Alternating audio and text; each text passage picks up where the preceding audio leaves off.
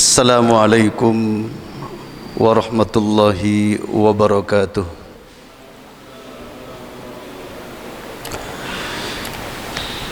Innal hamdalillahi nahmaduhu wa nasta'inuhu wa nastaghfiruh wa natubu ilaihi wa na'udzu bihi min syururi anfusina wa min sayyiati a'malina.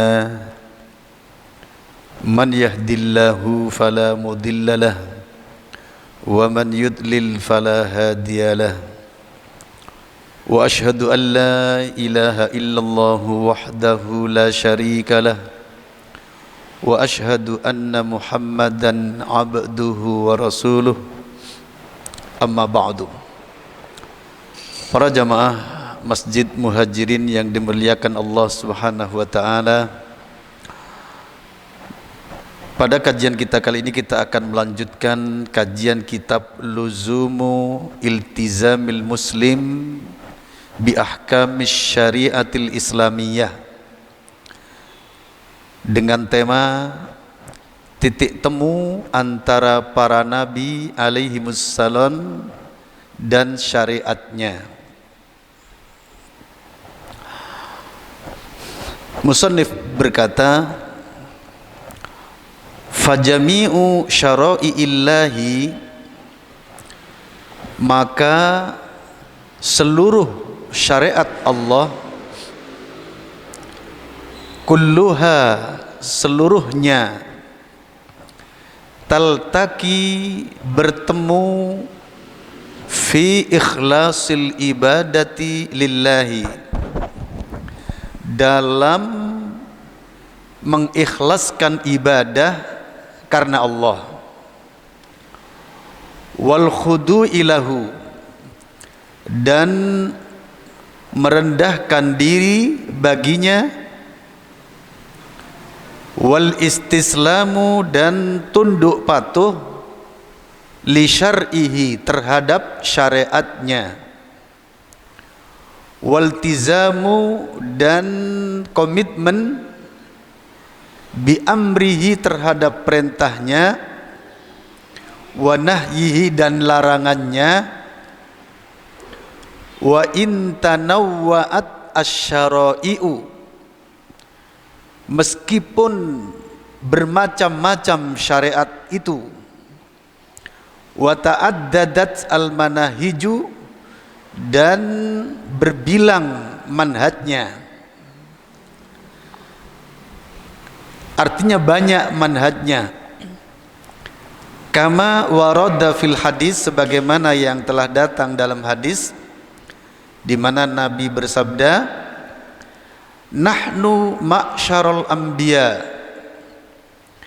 kami para nabi, auladu allatin, adalah anak-anak sepertirian, anak-anak tiri. Dinuna wahidun, agama kami satu.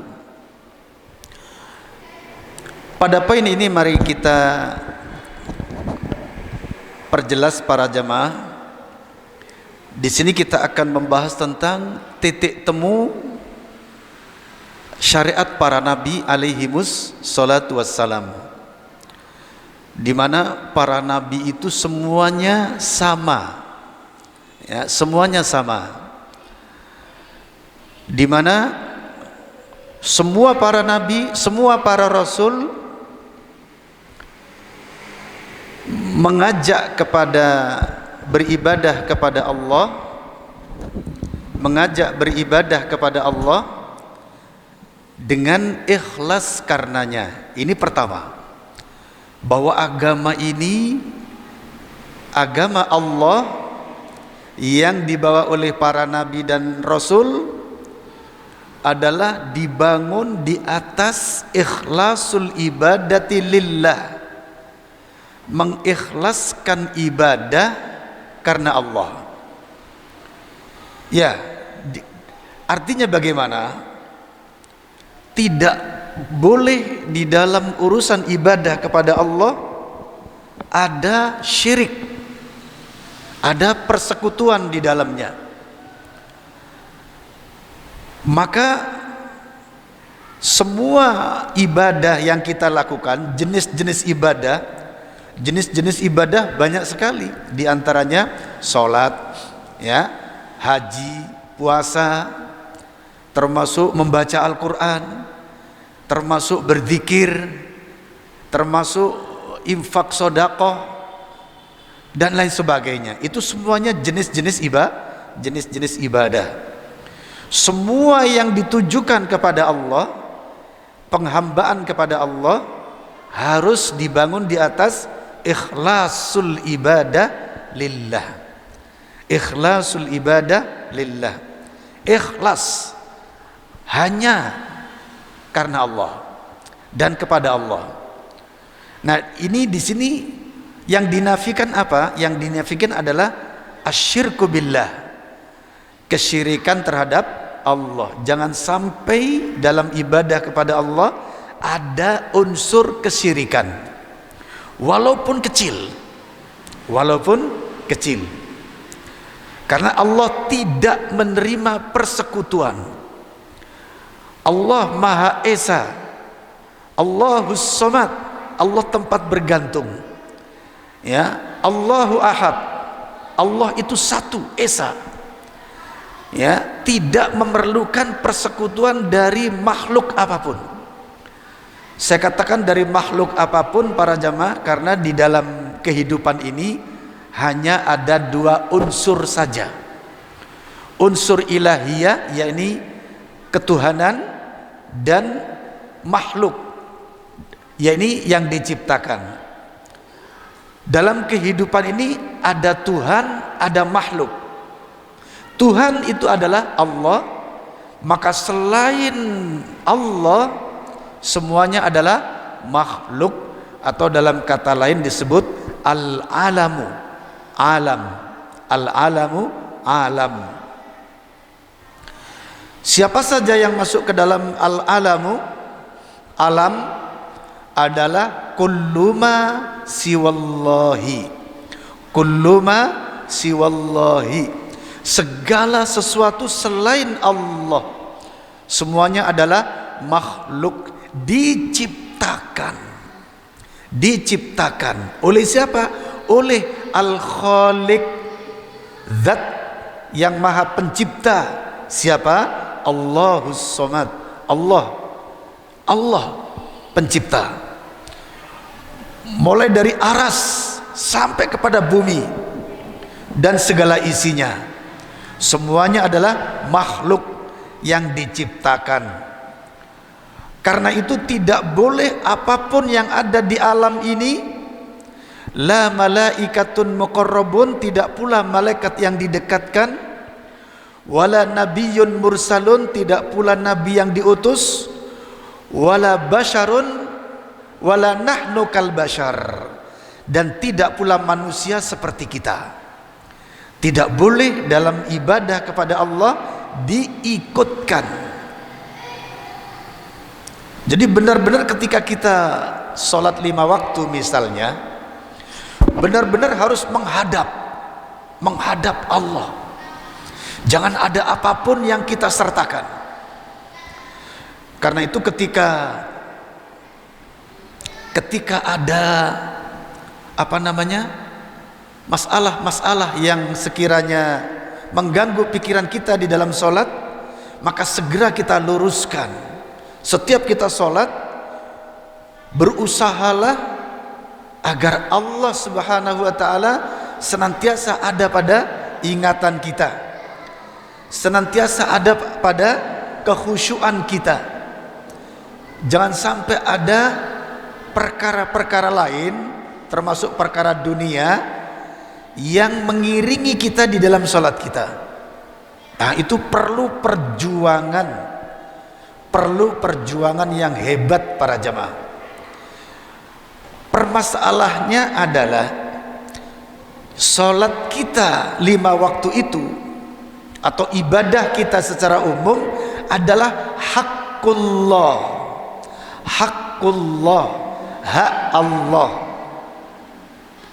Semua bentuk ibadah yang kita tujukan kepada Allah merupakan hak Allah.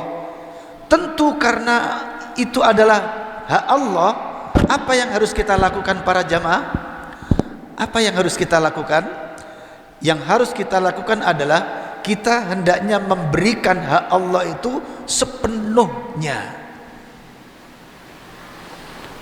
Harus ada perjuangan, tentu harus ada perjuangan. Harus kita berikan kepada Allah sepenuhnya.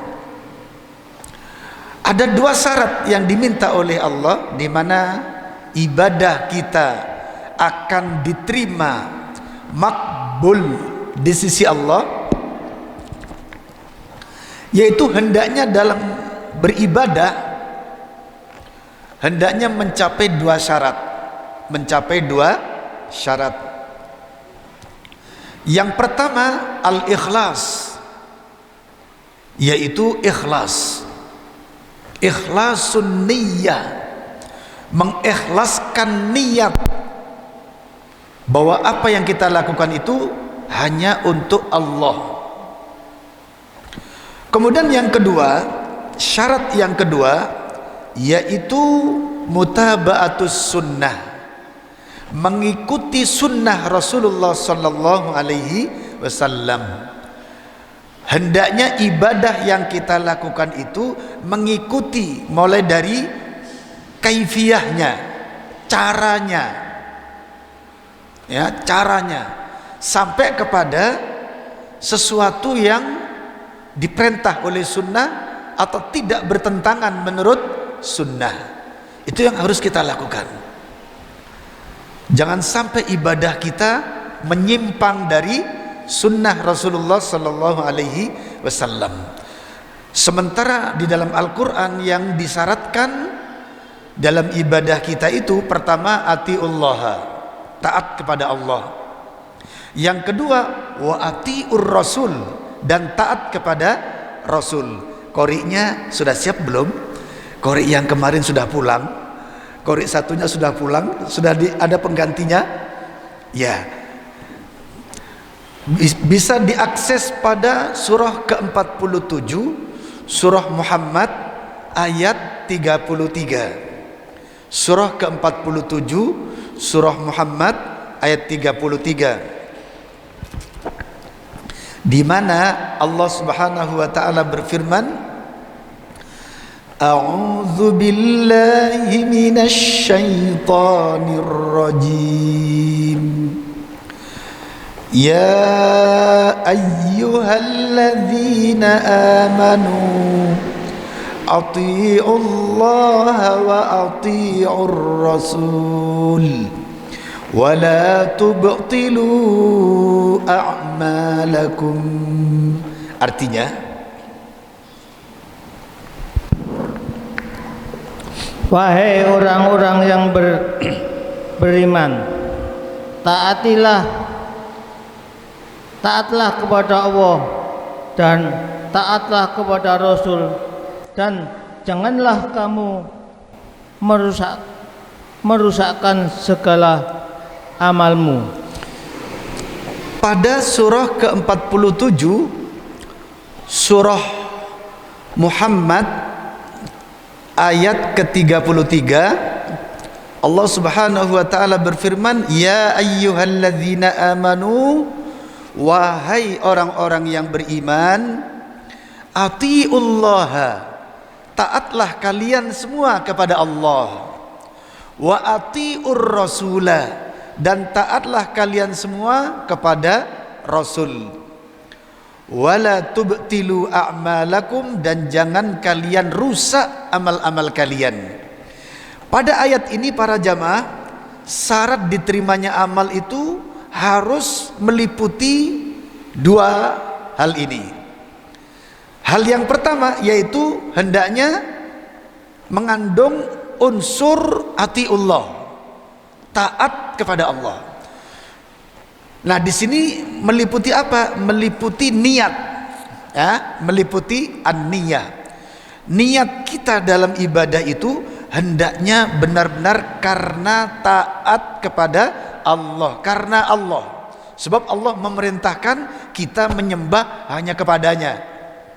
Kita beribadah hanya kepadanya dengan segala jenisnya. Yang kedua, hal yang kedua yang harus dilakukan yaitu atiur rasul, taat kepada Rasul. Nah, taat kepada Rasul disinilah syarat yang kedua, yaitu ittiba'us sunnah, mengikuti sunnah. Jangan sampai Allah disembah kecuali yang pernah disunnahkan oleh Rasulullah sallallahu alaihi wasallam. Maka di antara makna dua kalimat syahadat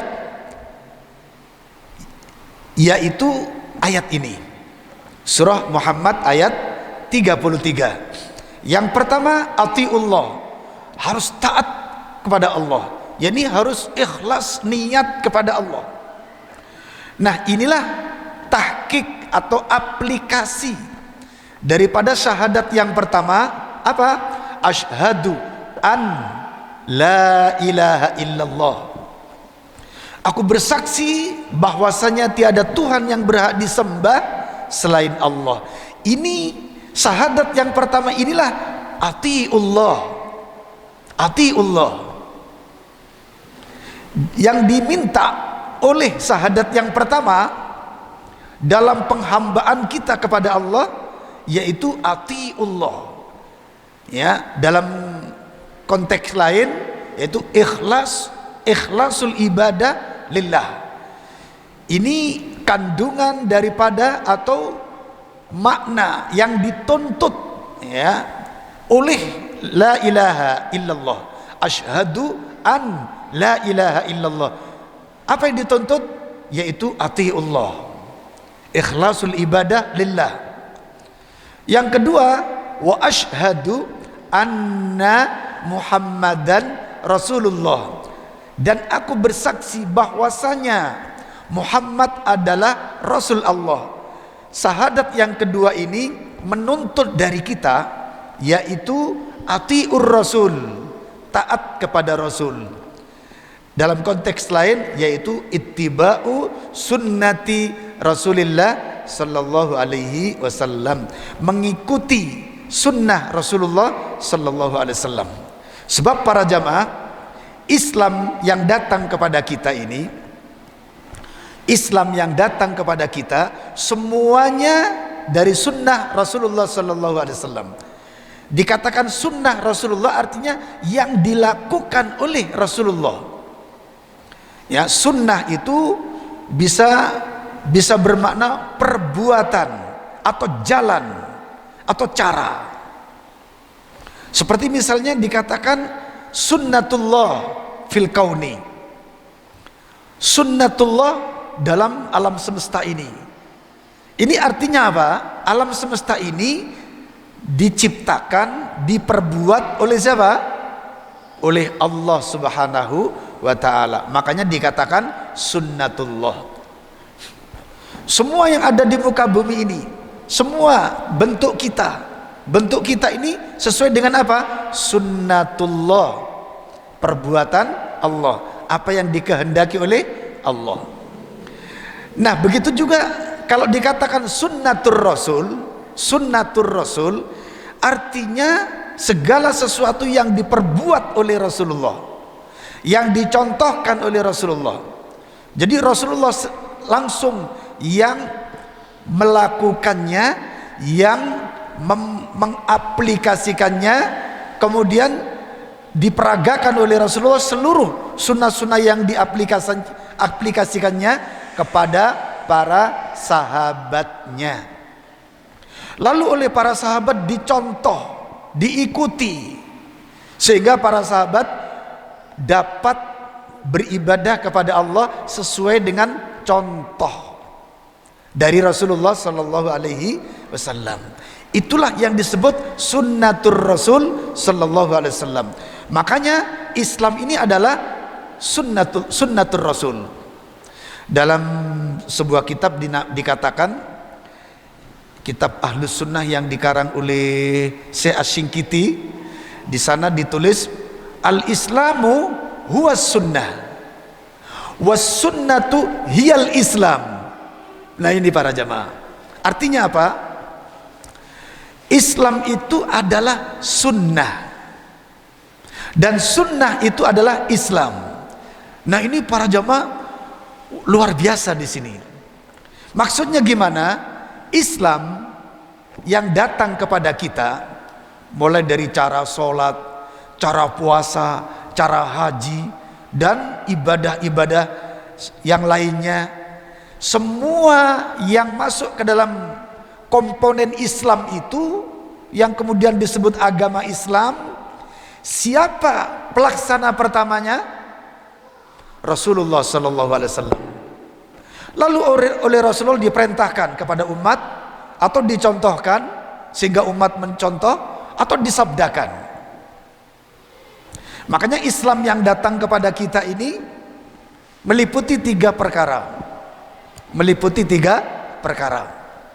Atau sunnah terdiri dari tiga perkara. Yang pertama, sunnah qauliyah.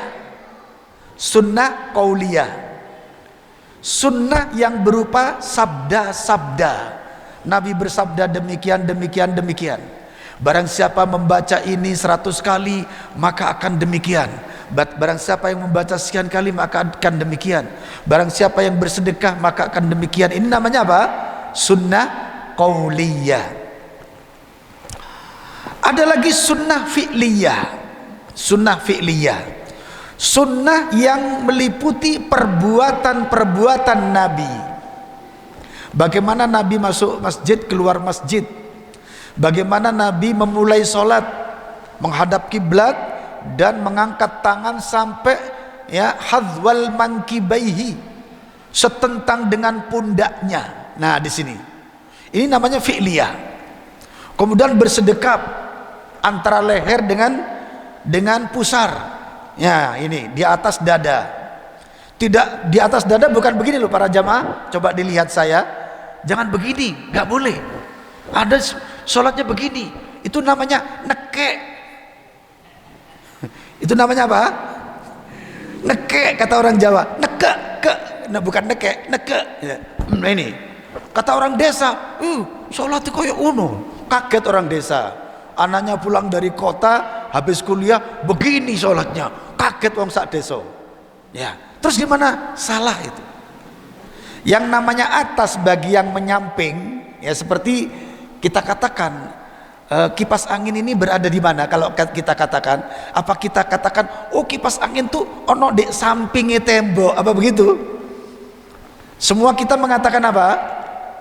Kipas angin itu ada di atas tembok. Jam ini ada di mana? Di atas tembok. Jadi kata yang menyamping, semua yang menyamping itu atas.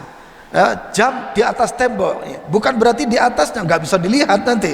Jam berapa itu? Sileren munggah apa ondo didelok dekat apa di atasnya, bukan menyamping.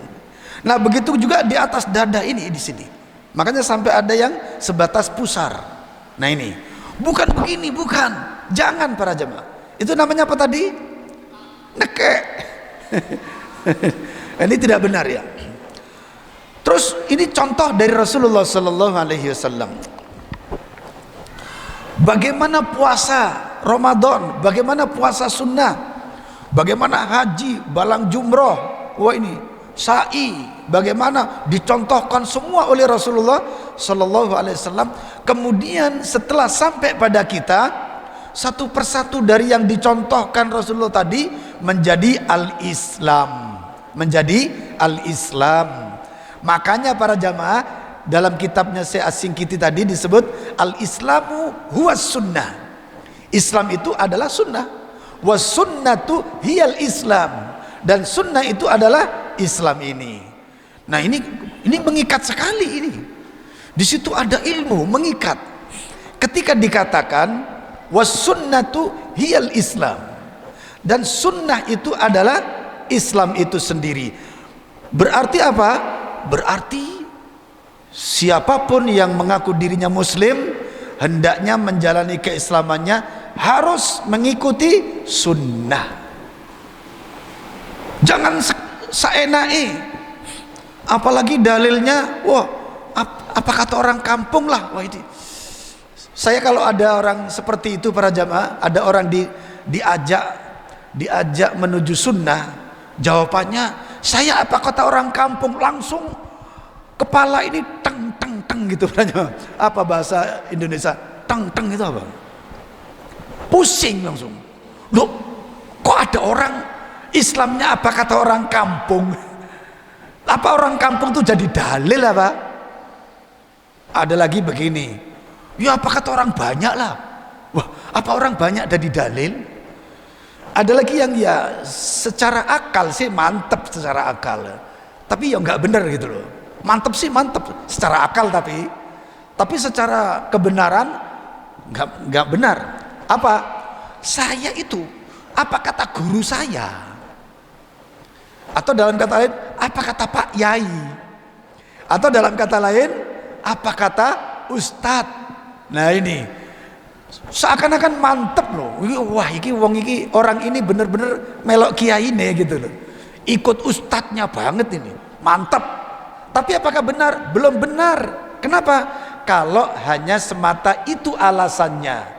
Kenapa? Karena Pak Yai belum tentu paham sunnah, belum tentu dia komitmen dengan sunnah. Pak Ustadz belum tentu komitmen dengan sunnah, paham sunnah, belum tentu. Lulusan Mesir saja para jamaah, lulusan Mesir itu loh, ditanya di mana Allah Ta'ala, Allah Ta'ala itu gak boleh dikatakan di atas, gak boleh dikatakan di depan, belakang, kanan, kiri, pokoknya Allah itu tidak boleh ada di arah mata angin katanya. Hah? Terus Ustadz itu sebenarnya mau ngomong apa gitu loh? Kalau Allah gak boleh dikatakan di atas aras, di atas gak boleh, di depan memang gak boleh di depan. Tapi ini kan membingungkan gitu loh. Tidak boleh dikatakan di atas, depan, kanan, kiri, pokoknya Allah tidak boleh dikatakan berada di arah mata angin katanya. Terus maunya di mana Ustaz? Padahal di dalam Al-Quran seluruh yang berhubungan dengan arash, di dalam hadis seluruh yang berhubungan dengan arash atau makom Allah, semuanya mengatakan Allah di atas arash. Memang bahasanya ada banyak ya bahasanya. Yang paling kita kenal ada dua, ya. Pertama, Ar-Rahman alal arsyistawa. Ini yang paling kita kenal. Ada juga kalimat yang kedua dan ini yang populer, fis sama. Fis sama artinya di atas langit. Di atas langit. Ini bahasa-bahasa tentang di mana Allah. Nah, sedangkan lulusan Mesir saja terkadang gak benar kok ilmunya yang disampaikan tuh, kadang terlalu banyak cerita kesana kemari, bikin berita-berita yang cerita-cerita mendadak begitu, dalilnya cuma sedikit. Apa lucu itu apa bahasa Indonesianya? Konyol, ya. Apa konyol? Lucu, ya lucu. Lucunya didahulukan. Karena para jamaah sampai hari ini mayoritas umat Islam di Indonesia masih menyukai penceramah yang lucu-lucu. Wah, itu sewanya maaf, apa sewa istilahnya, pesangonnya, salam template kalau bahasa kita itu besar itu para jamaah, bisa puluhan juta bisa. Hah? Kenapa? Wah, selama 2 jam ngajinya nggak ada yang ngantuk, bahkan kepingkel-pingkel sampai keluar air mata. Seperti itu. Itu dalilnya cuma sedikit. Ketika ditanya Allah itu di mana, Allah itu tidak di atas aras, tidak di depan, belakang, kanan, kiri. Terus akhirnya apa? Pokoknya Allah itu tidak boleh dikatakan di arah mata angin. Kenapa? Karena semuanya makhluk, ini makhluk, tanpa kembali kepada hadis atau ayat. Ada juga lulusan luar negeri juga. Nah, ini makanya artinya kalau berdalil saya apa kata Ustadz, nah di situ maksud saya nggak bener gitu loh. Ada Ustadz, wah pokoknya kayak orang alim banget. Lihat Quran surat sekian, ayat sekian, pojokan kanan, pojokan kiri, atas, tengah, bawah, wapal. Sampai sakit ngoten niku. Cerita ngoten niku. Pak, terus si Pak, oh bukan Pak Nan ya. Maaf, bukan Pak Nan. Maaf. Korinya bilang, coba lihat di pertengahan ayat sekian sekian, bisa nggak? Oh nggak bisa, nyebutkan ayatnya saja nggak bisa. Ini ada pinter sekali, wah masya Allah. Begitu ditanya Allah di mana, maka dia membawakan Ar-Rahman alal arsy-istawa, dibawakan, tapi ujung-ujungnya apa? Ayat ini harus ditakwil katanya. Wallahi para jamaah, ini firman Allah ditakwil. Siapa yang menyuruh takwil? Padahal para jamaah, Rasulullah sendiri tidak pernah mentakwil tentang sifat atau ayat atau nama Allah, tidak pernah. Para sahabat tidak pernah mentakwil. Bahkan para imam Hanafi, Maliki, Syafi'i, Hambali, dan imam-imam Ahlus Sunnah yang lainnya melarang mentakwil sifat-sifat Allah. Sehingga mereka berkata,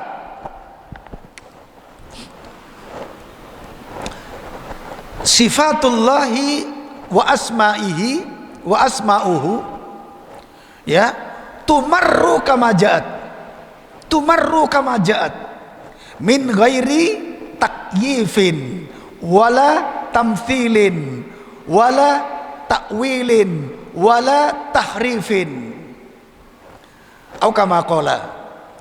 Itu perinciannya bisa dibalak-balik ya. Artinya apa? Akhbarus sifat ini diantara insyaallah perkataan Imam Ahmad yang menyebut akhbarus sifat ya. Berita-berita tentang sifat Allah, tumarru kama ja'at, biarkan apa adanya, perjalankan sesuai dengan yang datang, min ghairi takyifin, tanpa ditanya bagaimana. Oh, bagaimana Allah di atas aras? Jangan. Bukan tugas kita, bukan kemampuan kita. Di dalam Al-Quran dikatakan, wa jaa rabbuka wal malaku saffan saffa, dan datanglah Tuhanmu dan para malaikat bersop-sop. Bersop-sop itu bagaimana? Berbaris. Kenapa? Menyongsong kedatangan Allah Azza wa Jalla. Di sini dikatakan datang. Apa harus ditakwil? Jangan. Ahlus Sunnah mengatakan biarkan apa adanya, perjalankan apa adanya, tanpa boleh ditanyakan bagaimana datang. Karena nanti kalau bagaimana datang, jawabannya macam-macam. Ya, apa diantaranya? Oh, naik pesawat.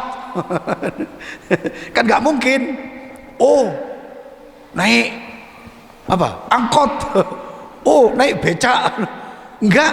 Terus gimana? Jangan ditanya. Allah datang, Allah datang. Terus datangnya seperti apa? Yang jelas kama yaliku bijalalihi, sebagaimana yang pantas untuk keagungan Allah, ya. Yang pantas untuk Allah. Seperti apa? Terserah Allah. Itu urusan Allah, bukan urusan makhluk. Ya, bila takyifin, tanpa boleh ditanya bagaimana, wala tamthilin, tanpa boleh digambarkan seperti apa, sampai Allah turun seperti saya turun dari mimbar. Ini Syekhul Islam Ibnu Taimiyah itu pernah mengkisahkan ketika khutbah atau apa itu ya, menceritakan ada ahlul ahwa, kelompok-kelompok sesat yang mengatakan Allah turun seperti saya turun dari mimbar. Lah kemudian Syekhul Islam Ibnu Taimiyah itu menerangkan kesesatan perkataan mereka. Apa yang terjadi? Di kitab tertulis seperti itu. Apa yang terjadi di masyarakat yang difitnahkan? Ibnu Taimiyah mengatakan Allah turun seperti saya dari mimbar ini. Hah? Akhirnya dituduh Ibnu Taimiyah itu mujassimah katanya. Karena menjisimkan tubuh Allah, dikatakan turun dari mimbar seperti dia turun dari mimbar. Padahal setelah kita lihat di kitab di mana Syekhul Islam berkata seperti itu, Syekhul Islam Ibnu Taimiyah itu hanya menerangkan kesesatan orang yang berkata seperti itu.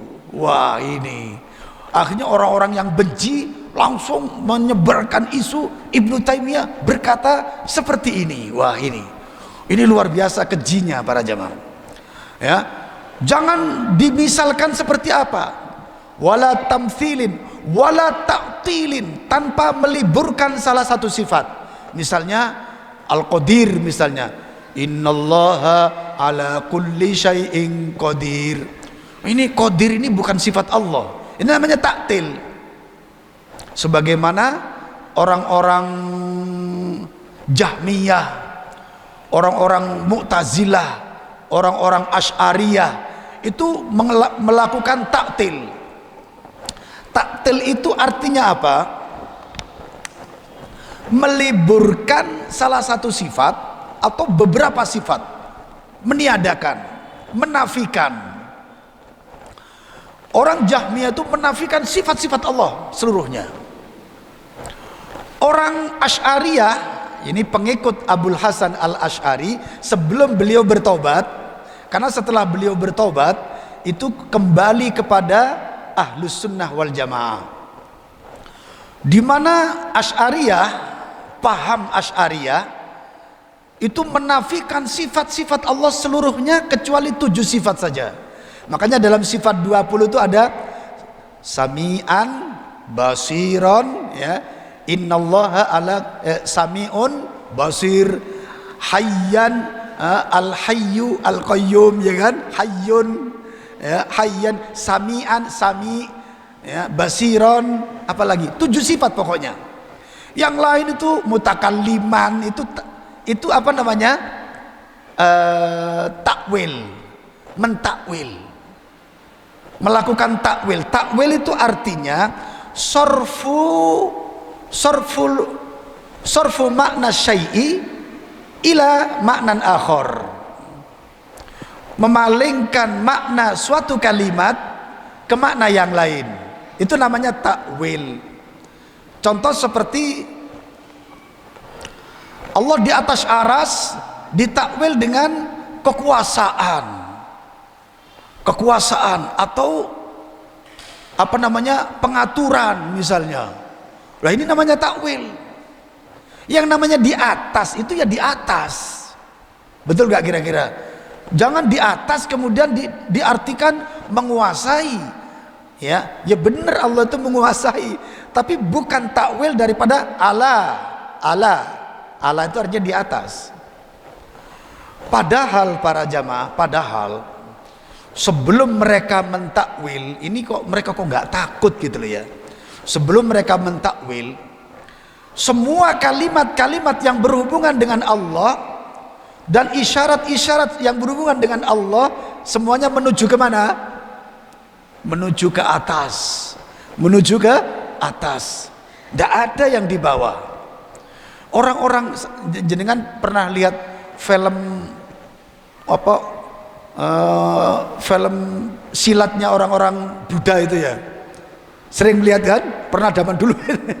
Itu kalau mintakan ke atas, minta ke atas. Semua alam ini menuju ke atas. Semuanya mengarah ke atas. Tanaman-tanaman semuanya mengarah ke atas.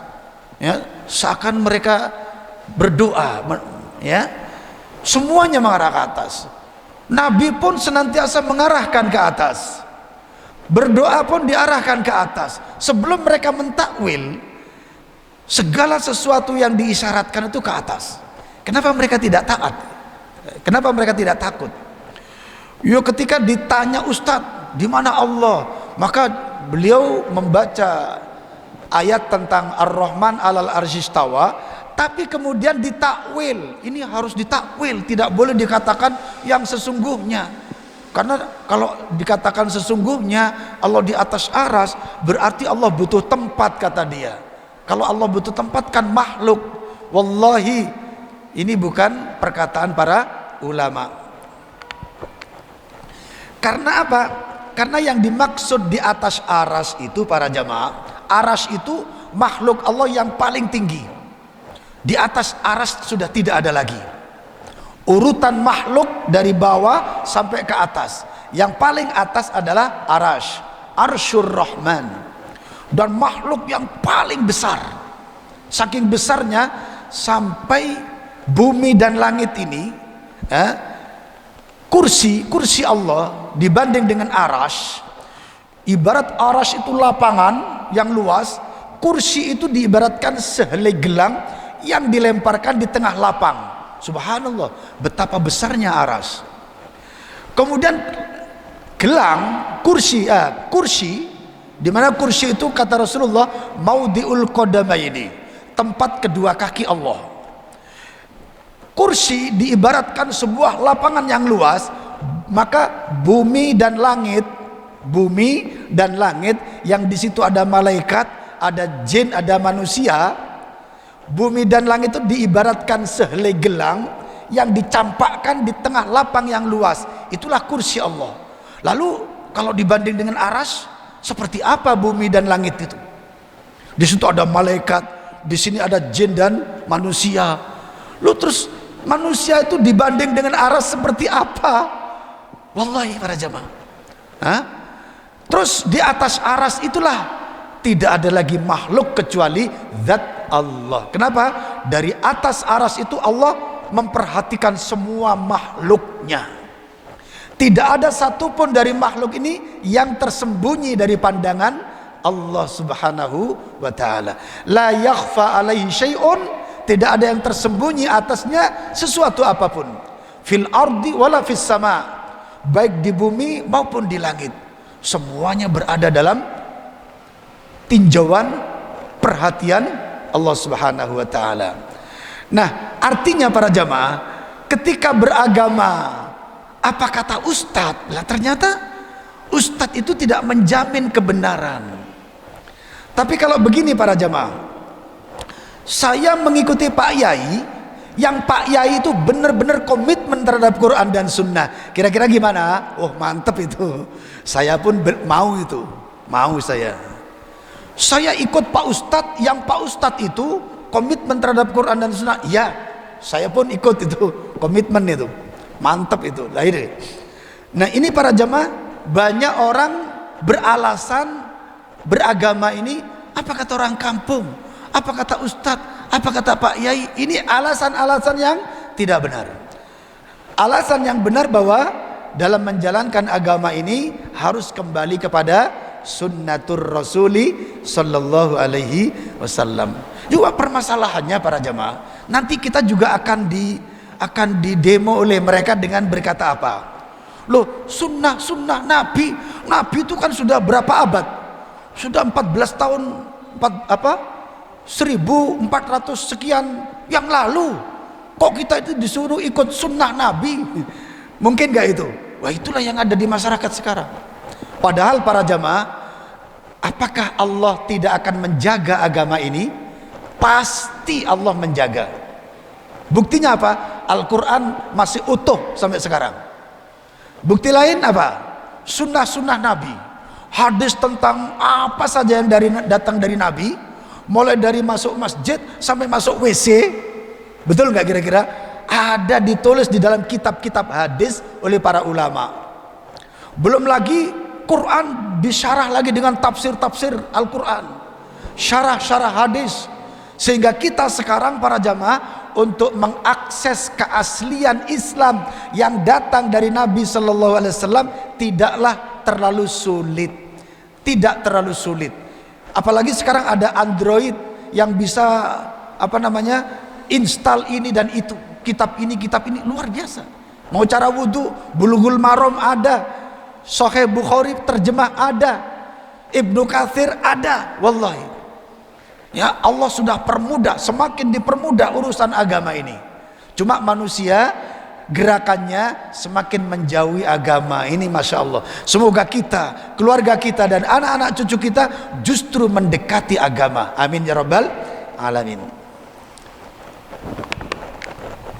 Inilah titik temu yang pertama. titik temu antara nabi dan nabi-nabi yang lain, antara rasul satu dengan rasul-rasul yang lainnya. Apa?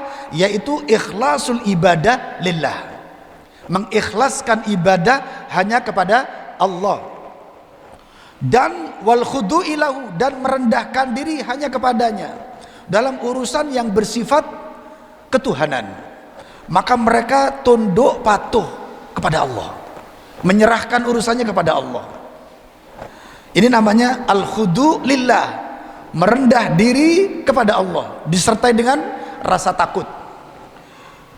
Kemudian, dan ini semua para nabi dan rasul, semua para nabi, semua para rasul mengajak umatnya agar takut kepada Allah, agar bersimpuh di hadapan Allah. Kemudian titik temu yang berikutnya, al-istislam li syar'ihi, yaitu tunduk patuh terhadap syariatnya, di mana semua para nabi, semua para rasul tunduk patuh kepada apa yang disyariatkan oleh Allah Subhanahu wa ta'ala, meskipun syariatnya berbeda-beda. Meskipun syariatnya berbeda-beda. Apakah memang syariat para nabi berbeda-beda? Iya, sudah dikatakan oleh Al-Quran bahwasanya syariat para nabi itu berbeda-beda. Kalau seandainya Allah menjadikan satu kalimat saja, satu syariat saja, bisa. Tapi Allah membuat syariat itu berbeda-beda. Apa? Liyabluwakum fima atakum, untuk menguji kalian terhadap apa yang datang kepada kalian. Jadi memang itu ujian daripada Allah Subhanahu wa ta'ala, sebagaimana pada ayat berikut ini disiapkan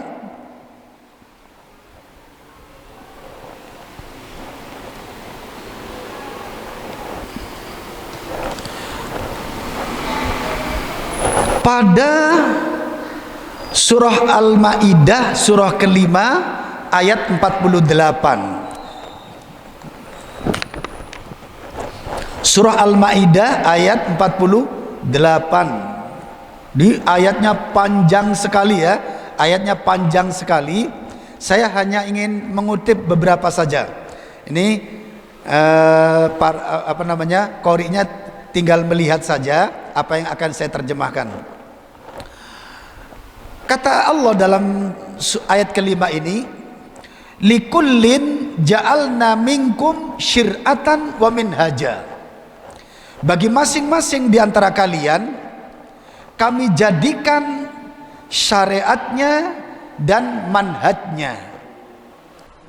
Jadi artinya setiap umat Allah turunkan syariat tersendiri. Ini syariat yang berlaku pada umatnya Nabi Nuh, syariat yang berlaku pada umatnya Nabi Hud, syariat yang berlaku pada umatnya Nabi Ibrahim misalnya, umatnya Nabi Musa, umatnya Nabi Isa, berbeda-beda sesuai dengan yang dikehendaki oleh Allah. Apa tujuan Allah? Tujuan Allah berikut ini. Walau sya'allahu laja'alakum ummatan wahidah. Sekiranya Allah menghendaki, Allah jadikan kalian itu satu umat saja. Satu umat saja itu gimana? Semuanya sholatnya 5 waktu. Mulai dari Nabi Adam sampai hari kiamat, semuanya 5 waktu.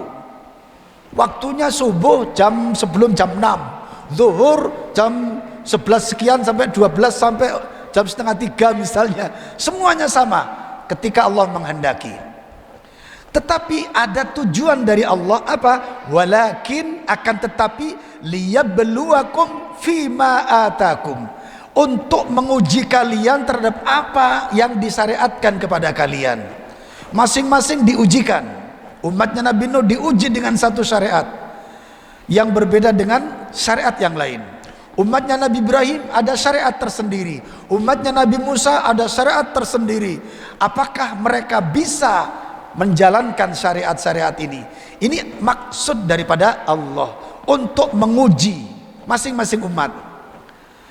Maka setelah Allah mengatakan bahwa kami jadikan syariatnya berbeda-beda, manhajnya artinya jalannya, metodologinya, sistemnya berbeda-beda. Untuk apa? Untuk menguji kalian. Setelah itu Allah berkata apa? Fastabiqul khairat.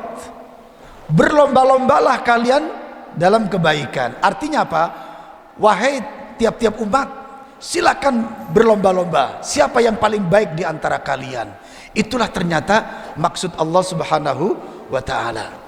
Nah, di sini yang sesuai dengan apa yang kita katakan tadi, bahwasanya di antara titik temu antara para nabi dan rasul, mulai dari nabi yang pertama sampai nabi yang terakhir, titik temunya ada pada istislam li syar'ihi, tunduk patuh kepada syariat Allah.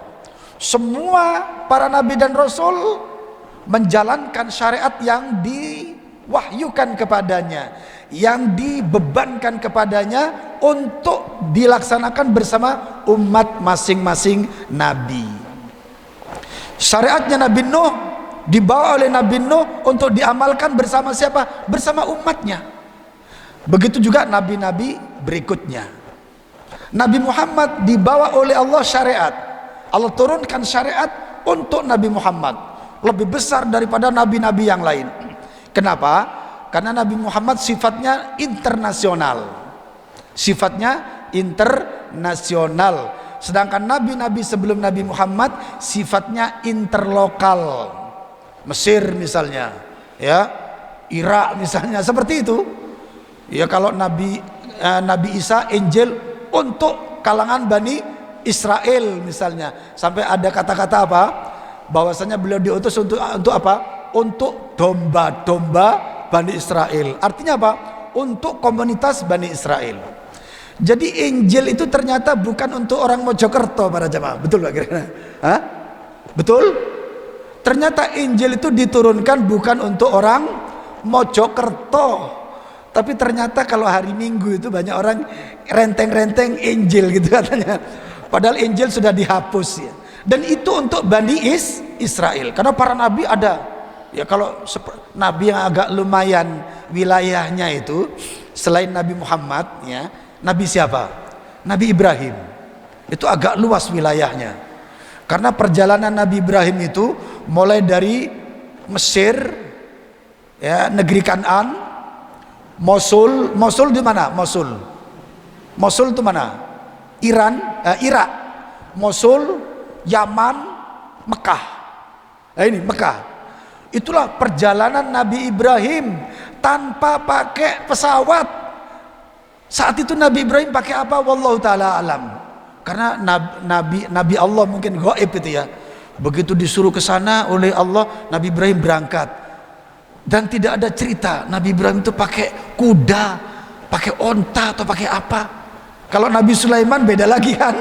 Nabi Sulaiman pakai apa ceritanya? Hah? Seipi angin. Pakai angin. Jadi ada liko, pertemuan di dunia paling timur. Wes, sampai di sana. Terus meeting. Jam sekian nanti meeting di dunia paling barat. Wes, sampai di sana. Itu siapa? Nabi Sulaiman. Kendaraannya pakai angin. Hah? Kalau kita kan kendaraannya pakai yang pakai bensin itu kan gitu ya. Ini Nabi Ibrahim tuh sampai waduh, ini gaib sekali, gaib ya. Ketika Nabi Ismail dan ibunya ditaruh di Mekah, para jamaah, ditaruh di Mekah, nggak ngomong, nggak apa, tiba-tiba ditinggal gitu saja, otomatis Ibunda Hajar, loh penasaran ini, loh kok ditinggal? Padahal di sana nggak ada manusia saat itu. Gak ada manusia para jamaah. Di Mekah saat itu gak ada manusia. Yang sudah ada manusia di Yaman. Mekah belum ada siapa-siapa. Lah kok ditinggal gitu loh. Maka oleh Hajar dikejar. Mau kemana Ibrahim? Nabi Ibrahim diam. Karena tidak boleh berbicara mungkin tidak boleh berbicara oleh Allah. Suruh jalan ngenceng, pocok ngomong gitu loh. Begitu ditanya apakah memang diutus oleh Allah, baru Nabi Ibrahim mengasih isyarat dan tidak ngomong. Maka Sarah kemudian lega, ridho. oh Allah tidak akan menyia-nyiakan kita. Balik lagi ke tempat. Nabi Ibrahim terus berangkat.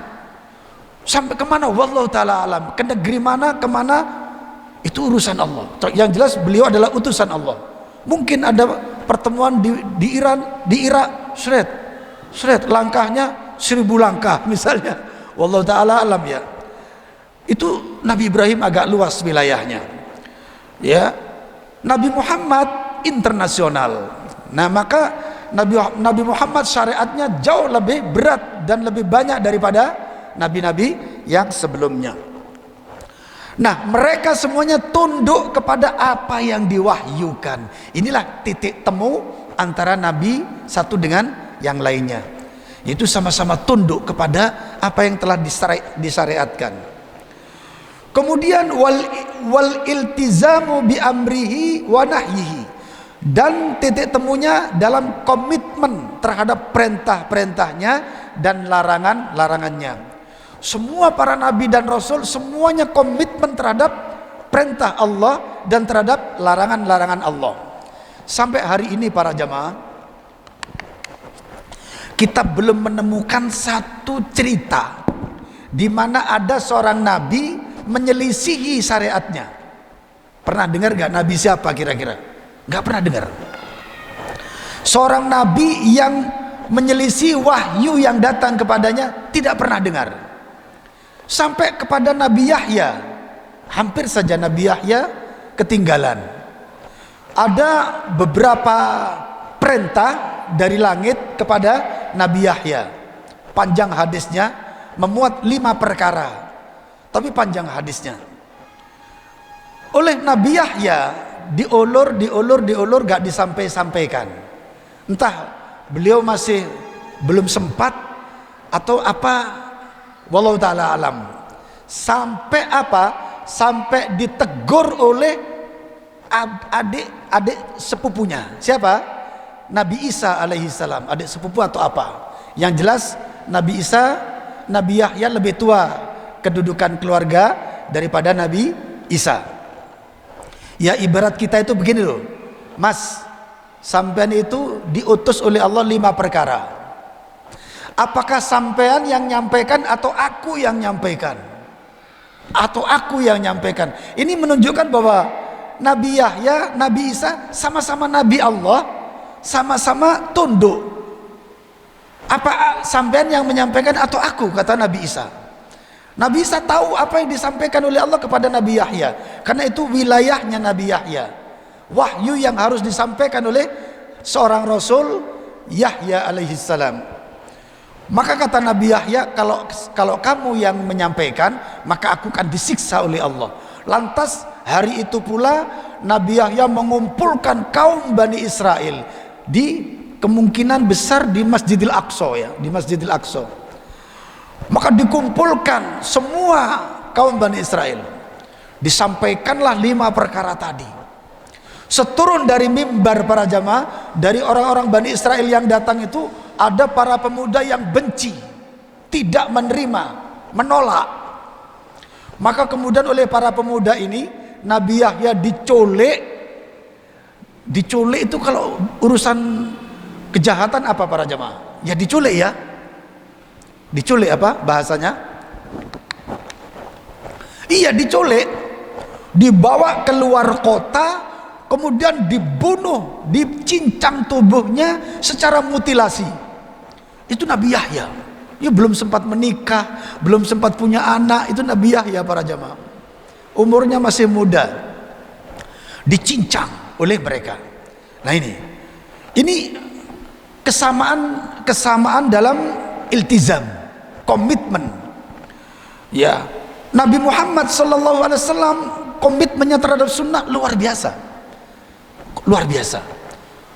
Ibadahnya Rasulullah sallallahu alaihi wasallam sampai para sahabat itu, di mana para sahabat itu dibandingkan ibadah mereka sekecil seorang sahabat namanya dibanding dengan ibadah kita, maka ibadah kita itu seujung kukunya saja.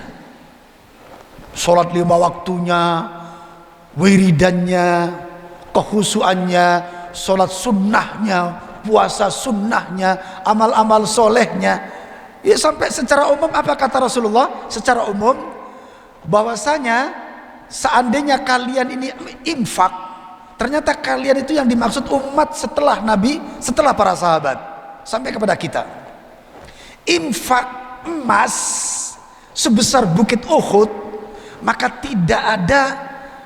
tidak bisa mengungguli ibadahnya para sahabat.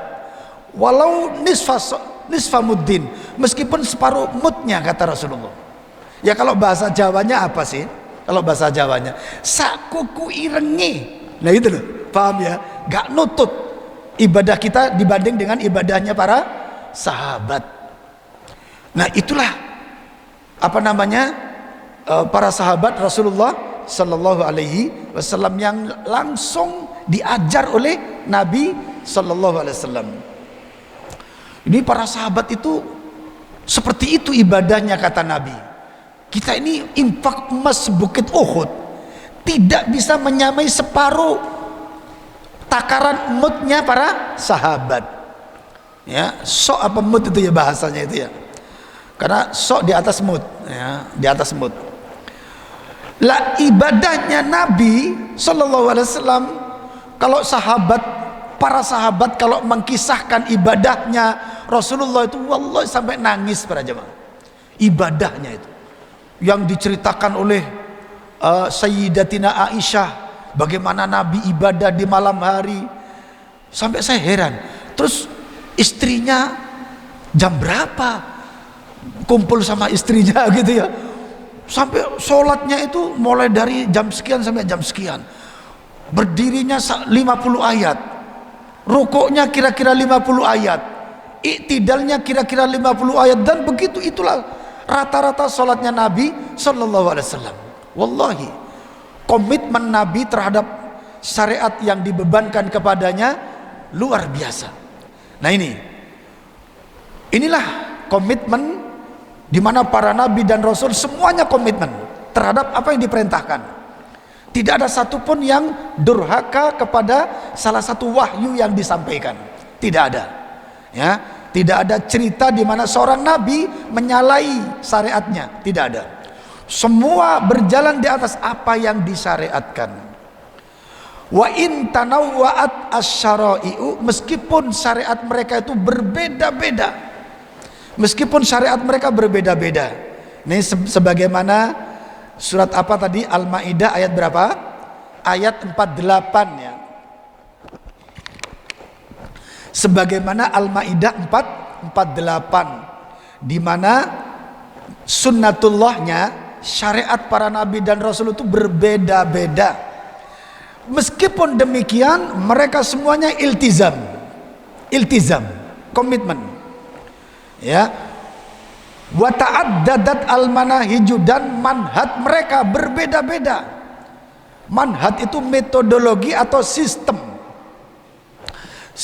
beragamanya Nabi Nuh, sistem beragamanya Nabi Daud, Nabi Hud, Nabi Ibrahim, Nabi Musa, Nabi Isa, dan seluruh para nabi. Syariatnya berbeda-beda, tetapi mereka dalam satu hal, yaitu komitmen penuh terhadap apa yang disyariatkan oleh para nabi dan rasul.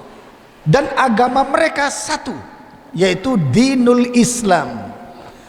Dinul Islam, di mana Nabi pernah bersabda, nahnu ma'syarul anbiya, kami segolongan para nabi, auladu allatin, adalah seperti anak-anak tiri, ibunya beda-beda.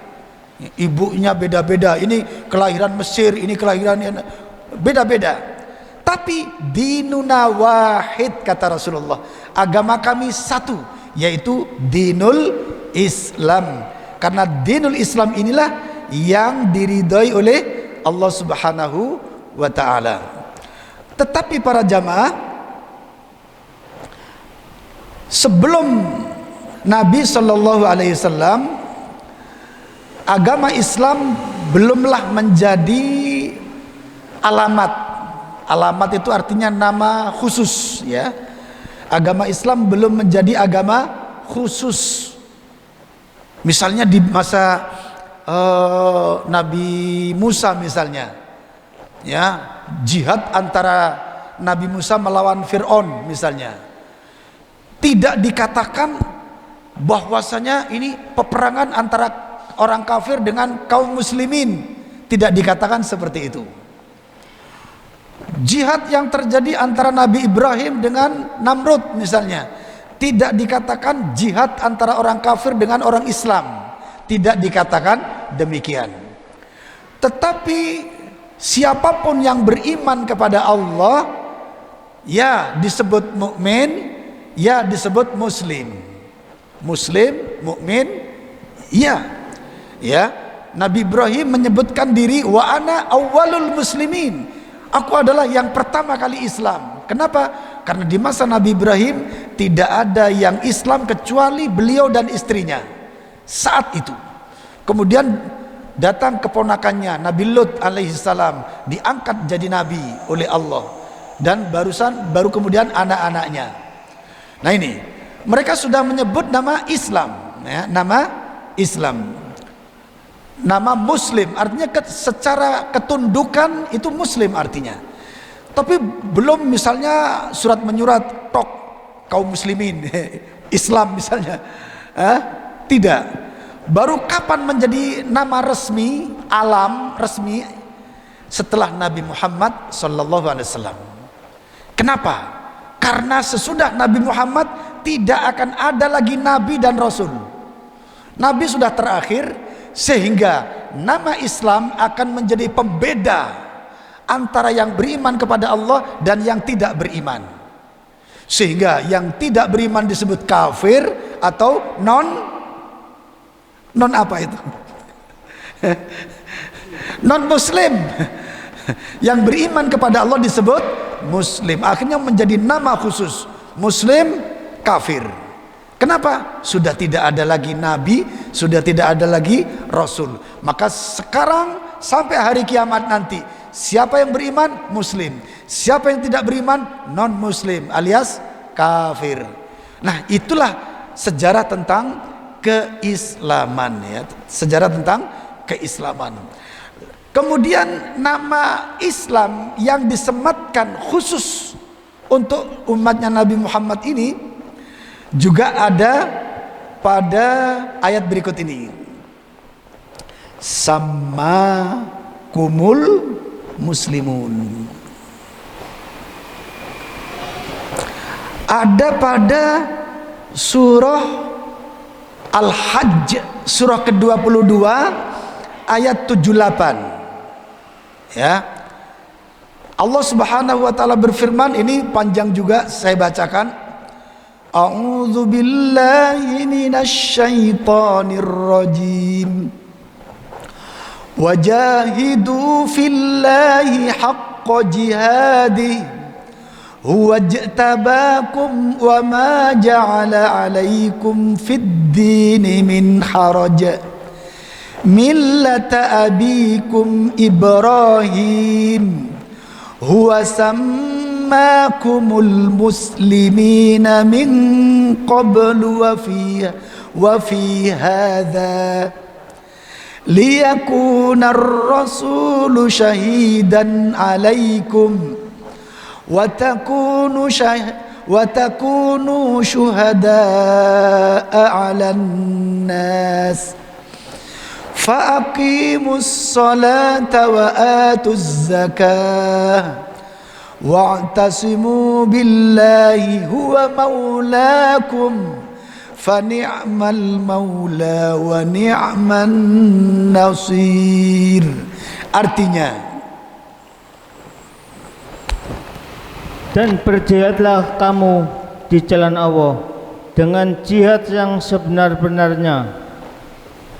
Dia telah memilih kamu dari Dia tidak menjadikan kesukaran untukmu dalam agama.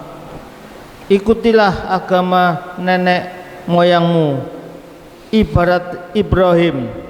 Dia Allah telah menanamkan kamu orang-orang muslim sejak dahulu, dan begitulah pula dalam Al-Quran ini agar Rasul Muhammad itu menjadi saksi atas dirimu, dan agar kamu semua menjadi saksi atas segenap manusia. Maka laksanakanlah sholat dan tunaikan zakat, dan berpegang teguhlah kepada Allah. Dialah pelindungmu dan sebaik-baik pelindung dan sebaik-baik penolong. Silakan pada ayat ini dilihat para jamaah, surah ke-22, surah Al-Hajj ayat 78, di mana Allah menyatakan, dan berjihadlah kalian, berjuanglah kalian di dalam agama Allah dengan sebenar-benar berjuang. Dialah yang telah memilih kalian, dan tidaklah ia menjadikan agama ini dalam kesulitan.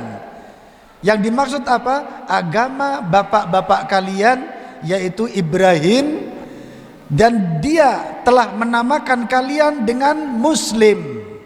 Sejak kapan? Min qablu, sejak sebelumnya. Ini artinya sejak sebelumnya itu semua para nabi dan rasul menyebut dirinya antara mukmin atau muslim.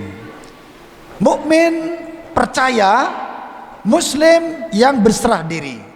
Jadi antara mukmin muslim. Min qablu dari sebelumnya, berarti sebelumnya sudah disebutkan. Kemudian di dalam Taurat disebut muslim, mukmin. Di dalam Zabur, di dalam Injil disebut muslim, mukmin.